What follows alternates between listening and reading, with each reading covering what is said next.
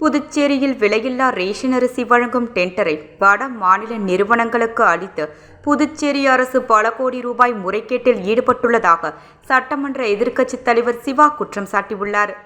மேலும் டெண்டரை முறையாக நடத்தவில்லை என்றால் திமுக சார்பில் குடிமைப்பொருள் வழங்கல் துறையை முற்றுகையிட்டு போராட்டம் நடத்தப்படும் என எச்சரித்துள்ளார்.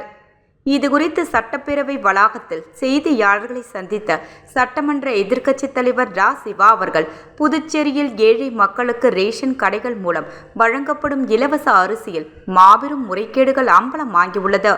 இலவச அரிசி விநியோகத்தில் முறையாக டெண்டர் விடுவது போல் நாடகமாடி தனக்கு சாதகமான ஒரு வடநாட்டு கம்பெனியுடன் கூட்டு சேர்த்து அதிகாரிகள் கொள்ளையடித்து வருவதாக குற்றச்சாட்டுக்கள் எழுந்து உள்ளன. இதனால் உண்மையாக பயன்பெற வேண்டிய ஏழை விவசாயிகளுக்கு உள்ளூர் அரிசி ஆலைகளும் பெரிதும் பாதிக்கப்பட்டுள்ளனர். இந்த மோசடியால் புதுச்சேரி அரசின் மக்கள் நலன் பாதிக்கப்பட்டு புதுச்சேரியில் உள்ள ஏழை எளிய விவசாயிகளின் நம்பிக்கை கேள்விக்குறியாகி உள்ளது என்றார். தொடர்ந்து பேசிய அவர், கடந்த 2024 ரேஷனில் அரிசி வழங்கும் டெண்டரில் தனக்கு சாதகமான வடநாட்டு கம்பெனிக்கு ஆதரவாக அவர்கள் மட்டுமே பங்கு பெற்று தேர்வாகும் வகையில் டெண்டர் வடிவமைக்கப்பட்டு அவர்களுக்கே டெண்டரும் கொடுக்கப்பட்டுள்ளது. புதுச்சேரியை சேர்ந்த எந்த மில்லும் இந்த டெண்டரில் கலந்து கொள்ளவில்லை. 1 கிலோ அரிசி ரூபாய் 47.70 நிர்ணயம் செய்யப்பட்டு புதுச்சேரி அரசு முதல் 4 மாதங்களுக்கு அரிசி வழங்க நிர்ணயிக்கப்பட்டது. தற்போது மீண்டும் 4 மாதங்களுக்கு அரிசி வழங்கும் டெண்டர் அதே வடநாட்டு நிறுவனத்திற்கு ஒப்பந்தத்தை நீடித்து வழங்கியிருக்கிறது. கோடிக்கணக்கான ரூபாய் மதிப்புள்ள இந்த அரசு டெண்டரின் கீழ் புதுச்சேரி விவசாயிகளோ புதுச்சேரி அரிசி ஆலைகளோ எந்தவித ஆதாயமும் பெறவில்லை.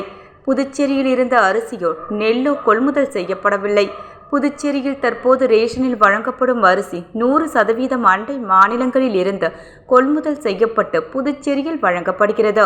இதனால் புதுச்சேரிக்கு 20 கோடி ரூபாய் வரை வருவாய் இழப்பு ஏற்பட்டுள்ளது. இன்றைய சந்தை நிலவரப்படி அரிசி விலை குறைந்திருக்கும் சூழலில் கடந்த ஒப்பந்தத்தின் போது 1 கிலோவிற்கு ரூபாய் 9 கூடுதலாக அரிசி கொள்முதல் செய்யப்பட்டுள்ளது.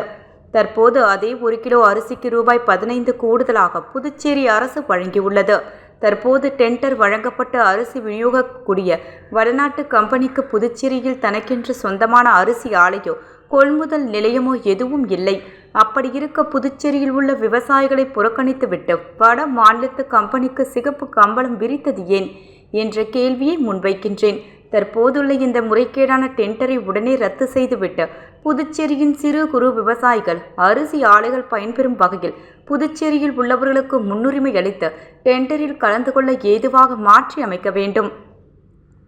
நலிவடைந்து வரும் விவசாயம் செழித்தோங்க புதுச்சேரி அரசு இலவச அரிசி வழங்கும் இந்த திட்டத்தில் நம் மண்ணின் மைந்தர்கள் பயன்பெறும் வகையில் மாற்றத்தை ஏற்படுத்தி கொள்கை முடிவாக அதனை செயல்படுத்திட வேண்டும். தற்போது மஞ்சள் அட்டைக்கு வழங்கப்படும் 10 கிலோ அரிசியை 15 கிலோவாக உயர்த்தி தர வழிவகை செய்ய வேண்டும்.